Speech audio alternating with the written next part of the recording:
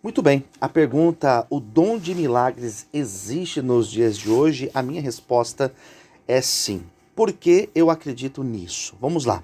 Primeiro, nós temos um texto, que são palavras do próprio Senhor Jesus Cristo, que está relatado no Evangelho segundo escreveu Marcos, no capítulo de número 16, e o versículo 17 que diz: Estes sinais hão de acompanhar aqueles que creem. Em meu nome expelirão demônios, falarão novas línguas. Bom, nós não encontramos nenhum texto bíblico, nós teremos tempo para falar bastante sobre isso durante a programação, mas nós não encontramos nenhum texto bíblico dizendo que os dons cessaram ou que a manifestação desses dons era apenas restrita para o período da igreja primitiva, quando nós tínhamos ainda os apóstolos vivos, quando o cânon ainda não tinha sido fechado. Nós não temos um texto que vai dizer isso.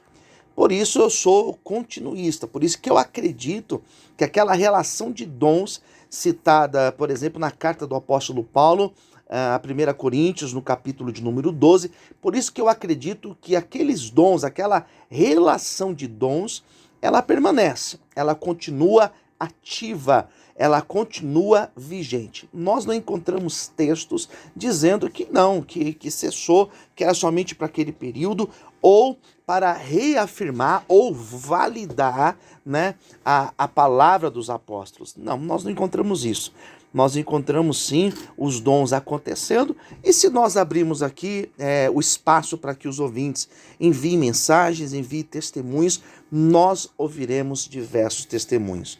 Nós temos aí um nome, um grande expoente ao se falar de milagres no território brasileiro, Davi Miranda, que já é falecido, e nós encontramos diversos relatos de pessoas que foram curadas, até de mortos, que ressuscitaram através da oração, através da manifestação do poder de Deus, através da vida, por exemplo, do Davi Miranda. E nós encontramos até hoje pessoas sendo curadas. Um dos argumentos que aqueles que não acreditam nessa continuidade, um dos argumentos é exatamente isso. Mas por que não vai até o hospital das clínicas, até naquele determinado hospital, para que pessoas sejam curadas? Bom, eu acredito que o milagre não acontece pelo querer da pessoa que será usada. Ele acontece pelo querer de Deus, pelo querer da manifestação de Deus para aquela pessoa.